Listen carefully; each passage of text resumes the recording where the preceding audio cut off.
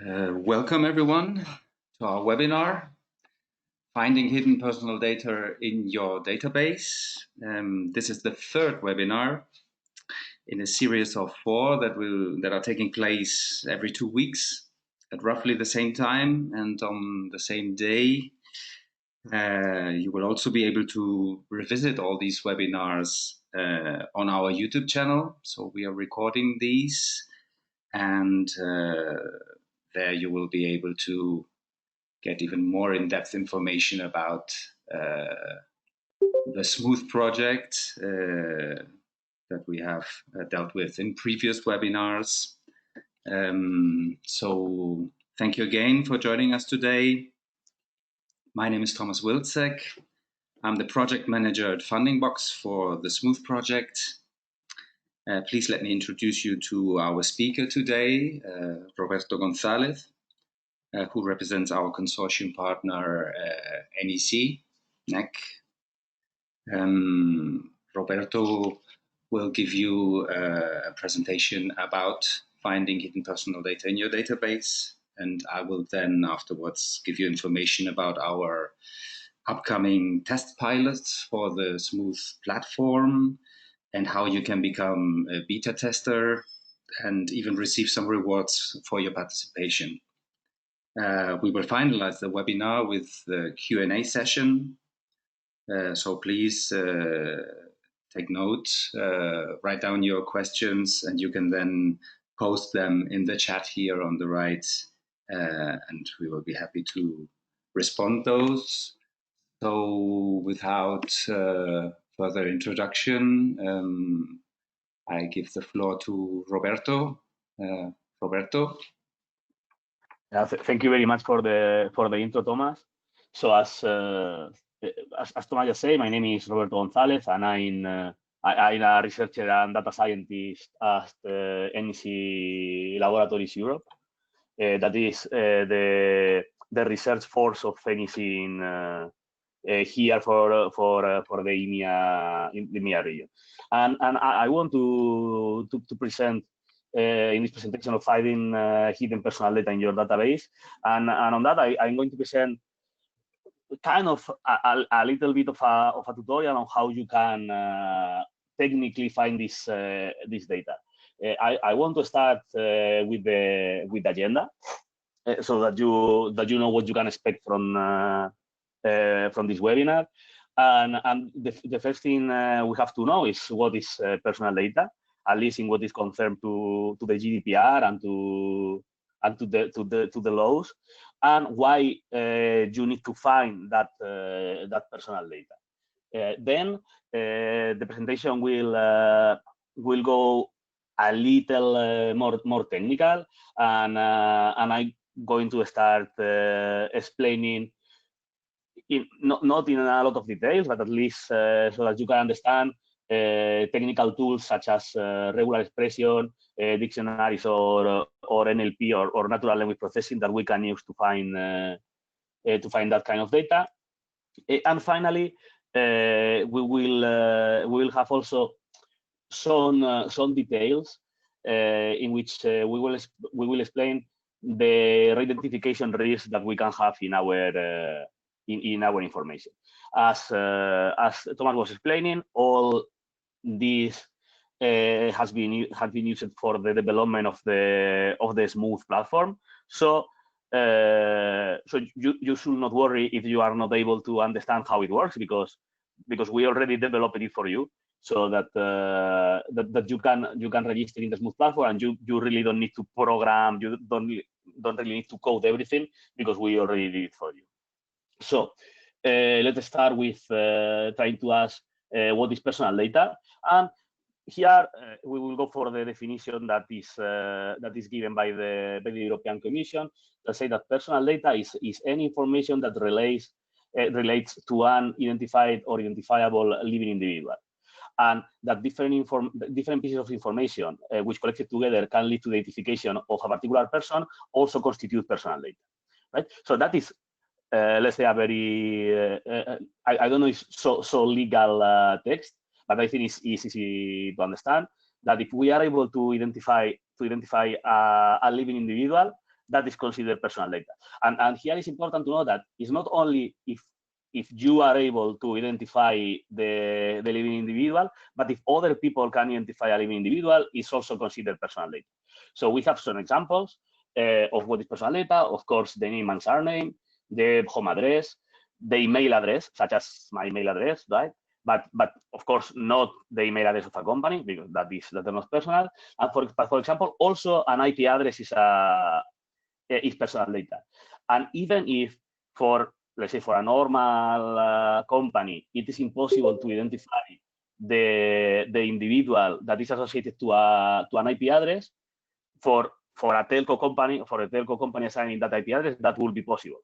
So that is considered also personal data. So that is important because it's not only that you are able to identify the individual, but also if a third company, like for example, your telco provider is able to identify the user, you should also consider it as personal.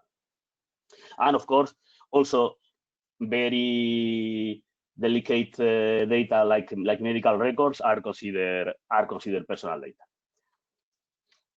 So why do we need to find the personal data, right? So we should expect that most companies already know the personal data they are storing, but the reality is that is not true, right? And a lot of companies don't know the personal data they have. And if we speak about traditional SMEs or micro enterprises, we see that they may have the data in an Excel file, or they may have the data even in paper records, right? But how are those files managed? So what happened with the file, for example, when they don't need it anymore, right? If the company changes, for example, customers, and they don't need the records of that customer. So in general, I guess most companies are not deleting that data, and they are storing it. What happened, for example, in very simple in very simple cases, like the casing with the micro enterprise changes the laptop or the cloud service. So maybe they continue storing data in an old laptop, or they continue storing the data in a place they even don't know. And also we can imagine the case in which a company with more than one employee, with different employees, some of them may be sharing data among them, even for business purposes. But what happens after they share the data? So in general, it's complex, and since we can see that at the beginning it's very easy to understand the data we have, but after some time, in general, it becomes messy, and it's difficult to really know the data they have. And the case is for online companies, let's say for companies in the internet, that can be an online shop or similar, the situation is not better.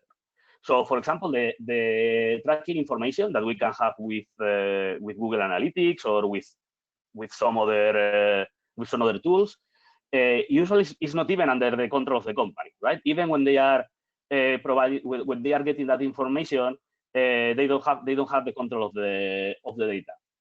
And it may happen that the data of users is also stored in a cloud provider that could be that the company even doesn't know if it's inside the European Union or not, right? And you know that storing personal data outside the European Union is against is generally against the GDPR. And most companies, in general, they have a business and they know about their business, but they don't know about the technicalities. And when you install an open source tool, for example, PrestaShop, you have to configure it. So most people keep the default configuration that is asking the users for a lot of information. In this image that you are seeing in the screen, you have the structure, I mean, a simplified structure of the database that is used when you install PrestaShop, right? So as you can see, it's like tens of different tables storing personal information in different places. So what usually happens is, like, even if we expect that an internet company should know about the technical means, about the data they have, what happens is that you install PrestaShop with the by default settings, and you are asking a lot of information that you may not need, right? So we should look for that personal data to be able to understand the data we have, and we could do that by analyzing every file that we have in our system, right? But can we do that manually? So really, that will be really time consuming. It will be difficult to find all the files, and also it will be like really prone to errors, right? Because as you know, a human, if you have to go file by file, understanding it, most probably you will miss something. So in Smooth, we decide that we are doing it automatically, right? So we are doing it using software, and for that we are using different tools as regular expression, dictionaries, and natural language processing. So now I'm gonna start explaining you a little bit, not in high details, but at least that you can have a feeling of how it works, all these different tools. So first, for regular expressions, right? So a regular expression is that also, if you go into internet, you can, people name them regex. Typically, we call it regex or regex. It's basically a sequence of characters that define a search pattern, right? So it is widely used in computer science and in most programming languages. I mean, I would say in all programming languages, typically you already have a built-in library that is able to match regular expression, so that you don't need to implement something very complex because it's already there. So in the yellow green square here, you have an example of how easy it is to use regular expressions in Python, for example, right? That, as you can see, it's like you only have to import a library, and it's very easy. It's very easy to use it. In the internet, there are a lot of resources in which you can learn how to use them, and you can try them even without knowing how to program in Python or any other language. I really like this website here, the http regexr.com, that allows you to try the regular expression and to build them in a very easy way. So since regex are I would say a very useful tool, and not only to identify personal information, but you can use it for very different things. I will go now a little more technical, and I will try to. I would say I'm not giving a tutorial on how to use on how to build regular expression, but at least I'm going to explain you the main things you can do with them and how it works. So basically, to build a regex, you create a string of text, a piece of text that use meta characters to create patterns, and those meta characters is what I'm gonna explain now. So in the first case, for example, we have the brackets that are used to specify a set of characters that we wish to match. For example, in the example here, we can see that you put A, B, C in brackets. You can match either the A, the B, or the C, and here you can put from the A to the Z. So you are matching all the, let's say, all the letters of the alphabet. So the point is used to match any single characters except the new line. So for example, if we have a C, a point, and a T, we can match a cat with a new, but also we could match like CBT, C9T, so C, any character and a T will be matched. So all this that I'm explaining, I will explain afterwards with an example. So we will build one. So if you now are not really understanding how it works, don't worry, because I only want to explain you the different options, and we will use them in a real example. So if you go now, if we go for the circumflex accent, we can use it to indicate that a string should start with a certain character. So if we put the accent hello, we will match only hello. It is at the beginning of a sentence. The same happens with the dollar, but with the end of a string. So if we put hello and the dollar, it will only match hello if it is at the end of a sentence. And one of the most used meta characters is the star, and the star matches 0 or more occurrences of the pattern on the left to it. So if we for example put a C, a star, and a T, we can match cat, crit, right? Because with the star we can have all these different text, or caret, or also CT or cat. So everything that starts with a C and ends with a T will be matched. Similar to it, we have the plus that matches 1 or more. So if the star was 0 or more, with the plus we ensure that is 1 or more occurrences of the pattern on the left. So if in this case we will have that it will match cat, but also it will match cat, for example. And with the interrogation symbol, with the question symbol, we will have that it match 0 or 1 occurrences only, right? Then, if for the curly brackets are used to indicate, so if you know, for the star we have like any number of characters, with the plus we have 1 or more, with the question mark we have 0 or 1, and if we want to have like a specific number of instances, we can use the curly brackets, right? That in this case, in the example we have here, we indicate that it should be between 1 and 3 characters on the left. Then we have the slash, that is like the OR operator, so that, for example, in this case, like C, A, or U and T, so that will match cat, and cat, and the parentheses that are used to group some subpatterns of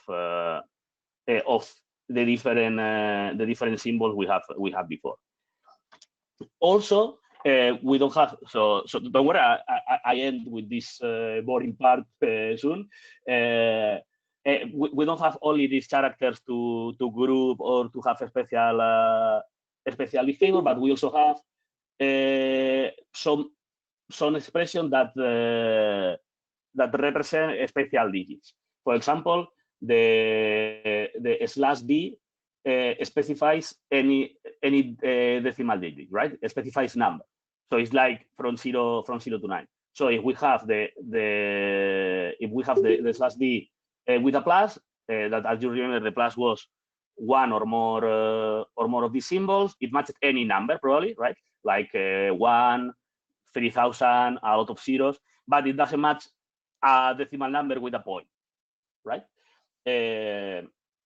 If we have the D but uppercase, is the contrary of the other one, right? So it matches everything but number.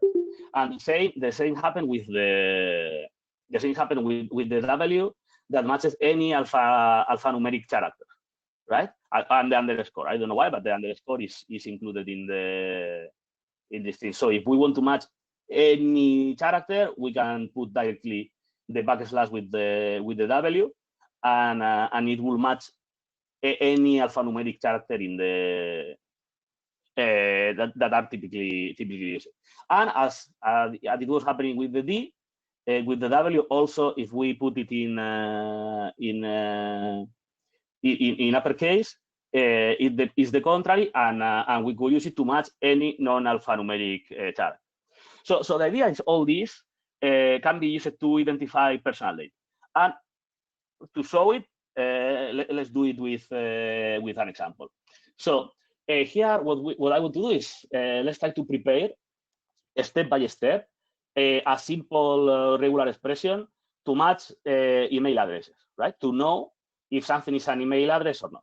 So we all know that the emails are like name@domain.something, right? So we can understand it. This is something like some characters. An @ some characters, a point, and some more characters, right? So a set of characters in a regular expression is as I shown here. It's like from the A to the Z lowercase, from the A to the Z uppercase, and a plus because you should have one or more of character, right? So when you have this the character, you match any letter that is one or more time. So for the case of the email, we will have a set of characters, an add that you can see here in red, another set of characters, a point, right? That, as you can see, we have to put the backslash here to say that we use a point, because, as you said before, the point is also a meta character, and then another set of characters, right? But with this, it's a very simple regular expression that will work for most emails. But let's try to make it a little more complex to fit more mails. So the point is, we know that the name in the email may include other symbols and numbers, right? For example, my email is roberto.gonzalez@neclat.eu. So it wouldn't match the regular expression above because it has a point, right? So in this case, we have all these symbols in green. So you can have points in the email, you can have numbers, and you can have other symbols that are included in the name, right? So only modifying our regular expression like this, we also accept that possibility emails like mine one, or emails that are including other different symbols. Also, we know the domains have some limitation and may include other symbols, right? So the domains can include also numbers. So here in green we have that the numbers, and also it can have some dash in the middle of the domain, but not at the beginning. So here we are indicating that the domain should be a letter of a number, then it should be letters, numbers of the slash, and it should be between 0 and 62 characters. That are the limits for the domains. And finally, you should have another letter of number, because this also cannot finish with the dash. So with this, we improve our regular expression, and we can get more domains. So if we continue to make it more complex, so that was what we had before. We know that the top level domain, for example, the .com at the beginning, also have some limitations, right? So here we know that this is always letters, and it should be at least 2 characters, right? So with this, we are able to indicate that. And finally, we can say that we want only to have the email. So with the circumflex accent and the $, we indicate that this will be at the beginning and at the end of the sentence. So basically, we indicate that this will be only the email. So as you can see, in 5 minutes, we have developed a regular expression that is able to match most of the emails in the world. So it's kind of a simple process, but you should have some experience to do it. Actually, the RFC, so the original specification of the email addresses, indicate that this really big and ugly regular expression is the one that you should use for match all possible emails. But let's say the one we explained before is already good enough for most cases. So what can we do with regex? So you can identify email addresses, but also, for example, telephone numbers. Proposing years to Gus to survey that we sent. He said that he has many meetings, so that he will do.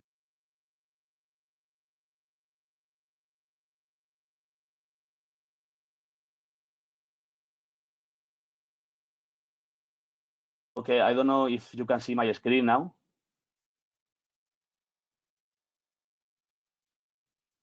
Yes, we can see your screen, Roberto. Okay. I think there was just a signal issue there. Sorry. No problem. So you can identify with regular expressions things like the IBAN number, IP addresses, and a lot of things more. But of course, this is limited, and you cannot identify everything with simple regular expressions. For example, something very simple like the Spanish ID number that is typically composed by 8 numbers followed by a letter. We could identify with a regular expression, right?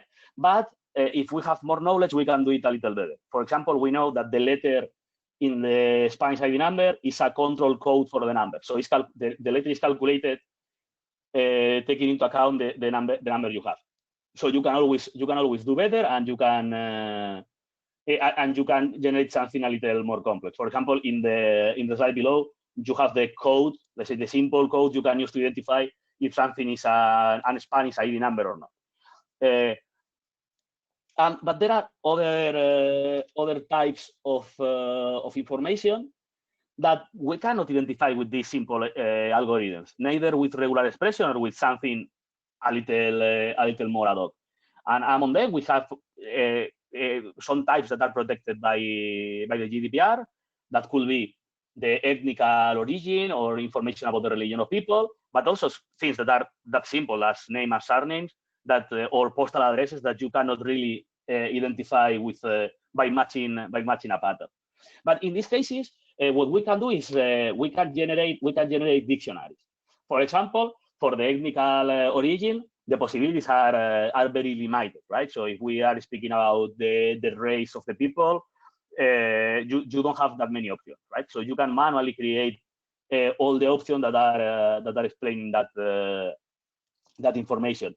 Something similar could be done for the religions. A little more complex is when you are speaking about name and surnames, because the space is huge, right? There are different things, but for that, how we solve it in Smooth is by obtaining information that typically is provided by the census of different countries, in which you have the most common names or the most common surnames, so that you can match the different names and surnames against given information. And for the postal address is kind of similar, because in the postal address you have a combination of different things. So what you should look is for number, for zip codes, for the names of cities and towns. So that is the way we solve it in Smooth. And even then, sometimes you cannot find the information. So even with regular expression and with dictionaries, if you have very complex data, it's difficult to identify. For example, for medical records, like the one you have in the example, with some illness and the prescription it has, it's very difficult to find it. And for that, of course, we could create something using dictionaries that will help a little, but it wouldn't be so performing. So how we solve it in Smooth is by using natural language processing, like something very simple like LSTM could be used, or if not, we will use a model based in the BERT model. That is actually the solution we chose in Smooth. So with this, I finish the let's say an explanation of the different technologies we can use to identify the personal data, and then I want to give you also some insights about the re-identification risks that you may have, right? So here we imagine that a company may want to share data with other partners, right? For different reasons, your company may need to share the data, and you may have the data that is in the table here, right? So now what we can think is, okay, so we can remove all the identifiable columns from the data, right? Such as the name, the phone number of the address that we identified with our previous algorithms, so that we only have the data that is not identifying any person, right? But what we have to know is, like, it is safe to share something like the table we have there with the gender the zip code and the disease the customer has. And typically, that is not that easy, right? And we have that study in the 1990 census of the US of the United States showed that 87% of the population could be uniquely identified only using the zip code, the date of birth, and the gender, right? So even if we are removing all the information that we consider that is personal, still someone could identify that data, and that information could be considered personal. And we should know that just removing identifiable columns like name, social security number, and others, it is not enough to avoid the re-identification risk in the data, because the remaining data, such as the zip code, age, education degree, could be used by an attacker to identify a person, right? And to go back to the information. There are several solutions for this. In Smooth, we use K-anonymity, in which its record cannot be distinguished from at least K-1 other records in the data they release, right? So if you have an anonymity of 3, you know that at least 3 rows in your database are similar, so that they cannot identify. And we do that by generalizing attributes and by suppressing some of the records. So you have the original table on the left that includes the zip code, the age, the salary, and the disease. And as you see in the right, what we do is we group some zip codes together to remove details, and also the age of the participants was put into buckets, so we avoid it. How we do that is by basically doing attribute generalization, and we starting from the real values. We start grouping the values into different levels, so that level by level we are increasing the level of privacy that we have in our data set. So in Smooth, what we provide is a tool that is able to automatically tell you the risk that you have into your data set if you want to share it. For example, if you pass the table in the left that is able to identify that has a very concrete information of different users, it will tell you that the risk of re-identification is really high, right? If an attacker will have information. But if you pass a table like this one, in which we have blacked a little the zip code, it will tell you that the risk is low, because now it's very difficult that anyone can identify the users. So with this, I finish my presentation, and I give the floor to Thomas, that will explain you how you can participate in the Smooth project, so that you don't really need to program all this yourself, but you can use the effort we already did in that direction. Thank you, Roberto. Thanks for the presentation. That was very interesting. At least we get a better understanding on what is happening in the background with Smooth. So let me share my screen.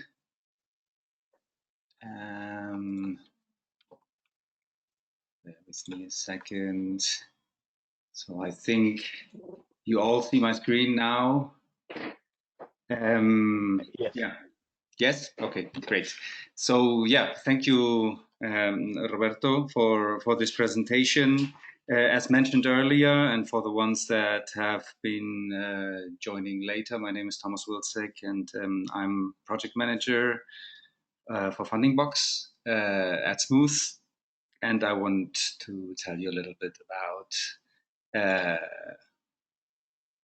how to sign up as a beta tester for our pilots. So this is very simple. The pilots are coming up fairly soon in mid-July. And of course, we are looking for different micro enterprises and small companies to join us as beta testers, so they can assess their GDPR compliance and help us refine the platform that now is pretty much ready. This is the second pilot that we are going to launch. And let me just very quickly explain how to become a beta tester and what you can get, which kind of rewards you can get for helping us. So this is fairly simple and straightforward. As you can see, you just have to go to the smoothplatform.eu website, and you will be presented with this page here. And you can see at the bottom left corner with the arrow, you can there sign up for to become a beta tester. This will take you to the application platform on smooth.fundingbox.com,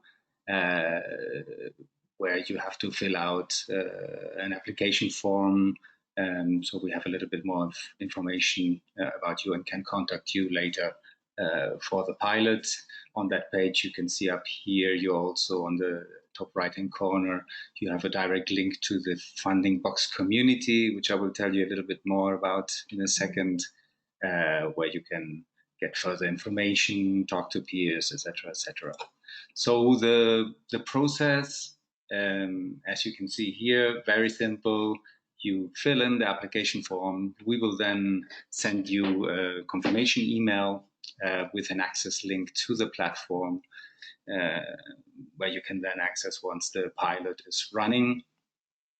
And in the email, there's further tutorial, well, further information about how to do the tests and what you will encounter there. You will encounter pretty much an entry questionnaire that you have to complete and user experience evaluation form. About the modalities of participation as a beta tester and let's say the rewards that you can get to help us. We have modality 1, where you would just fill in that entry questionnaire that I just mentioned. That will take you around 30 to 45 minutes. And as a reward, we offer a 1-year free subscription to the Smooth platform once that platform is finished and public. This is an equivalent of 6 reports. Compliance reports. We think this can be very interesting, of course, for micro enterprises, for you entrepreneurs or startups that are working in a fast-paced environment, and you are changing your value proposition quickly, and you need to check if you are GDPR compliant. Well, here you have a free way to do that during that year. So we hope this is interesting for you. Then we have the modality 2, where you, a part of filling in the entry questionnaire, you also fill in a user experience survey that will take you a little bit longer. And on top of the 1-year free subscription, we reward you with a €60 Amazon voucher. And then there's a third modality where you actually get in touch with our team members via Skype, and you would run through the different questionnaires together with our team members.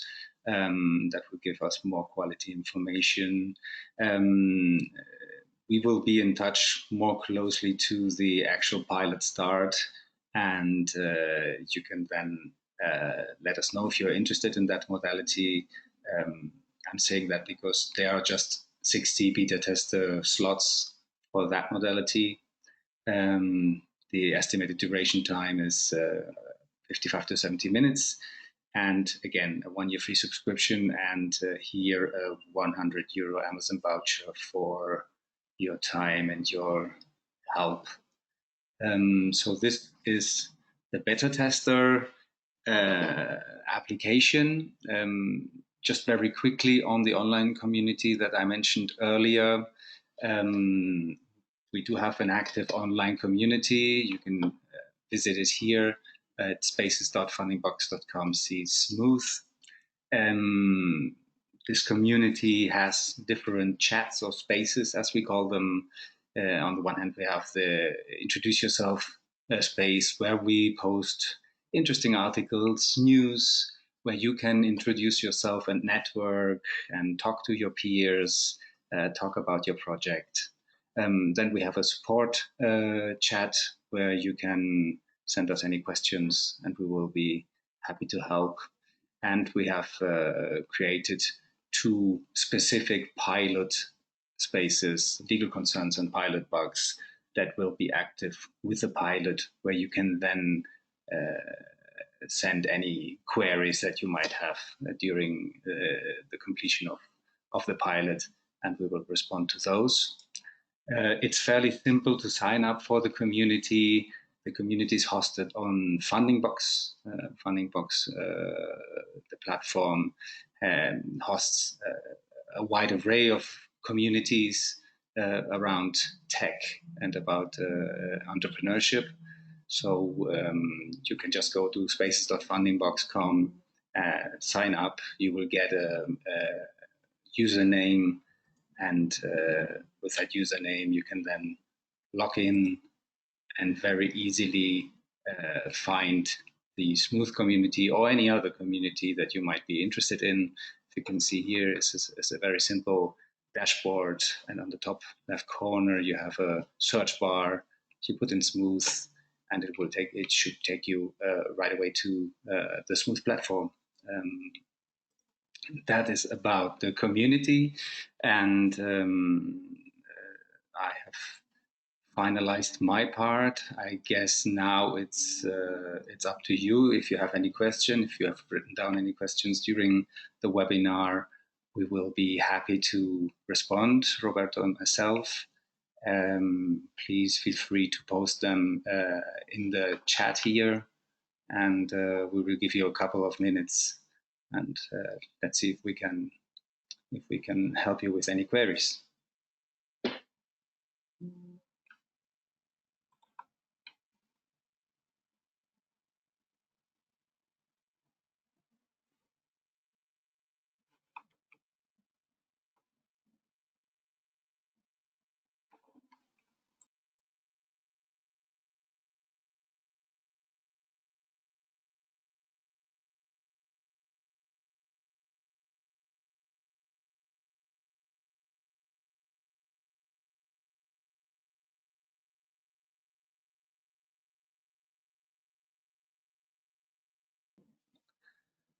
Thank you, Eduardo. I see that you will be visiting us. We're looking forward to being in touch with you.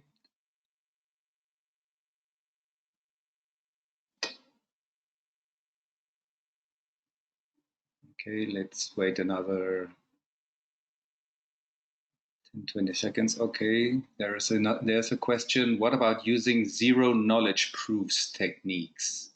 Roberto, I think this is a question for you. Yeah, I mean, for zero knowledge proof, you could use also to try to get some information, but I guess for the typical cases of the macro enterprises, it's probably a little too much, right? Probably you don't need to go that far with it, in my opinion. But of course, I would say it's a very good suggestion.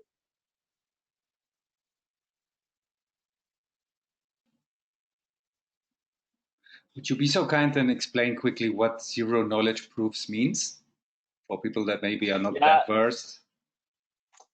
Yeah, I mean, let's say the concept is a little complex, but in zero knowledge proof,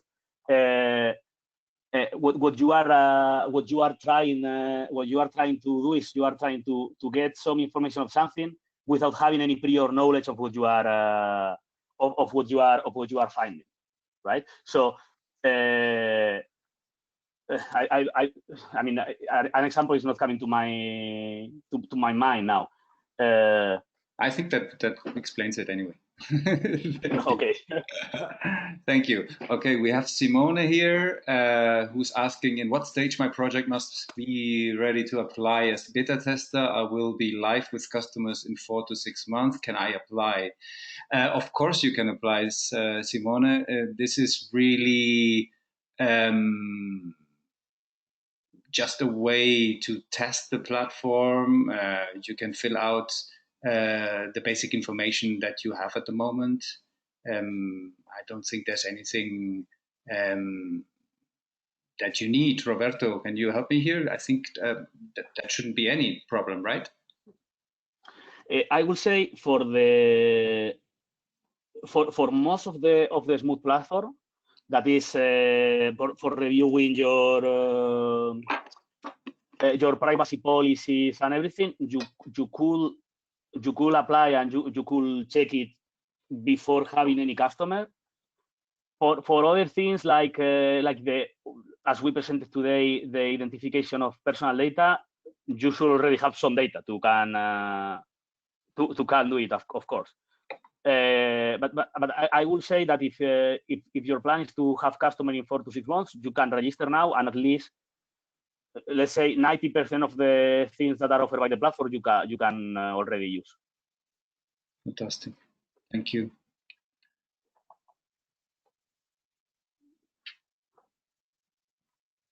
Okay, you're welcome.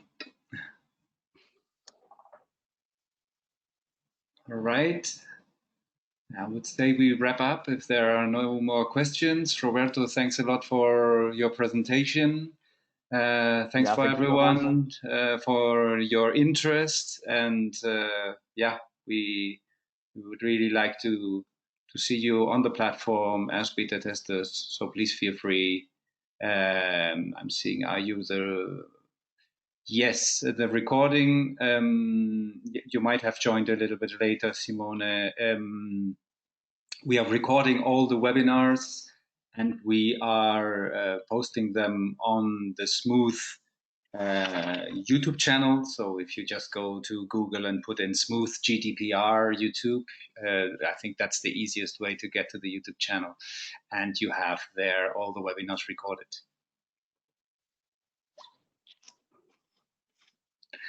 Tatiana is asking, okay, we're getting more questions now. Tatiana is asking, will you accept all applications? That really depends on the information you provide in the application form. As Roberto said before, the bar is not very high in that sense. There's a lot of things that you can actually test and that you can get compliance information about your business. But I guess that's case by case, and it really depends on the application form. I hope that has responded your question. Okay, thank you. Great. All right. If that is all, thanks a lot, everyone, and see you in the next webinar, and of course on the Smooth platform. Thanks a lot. Goodbye. Bye, Roberto. Thank you. Thanks. Bye.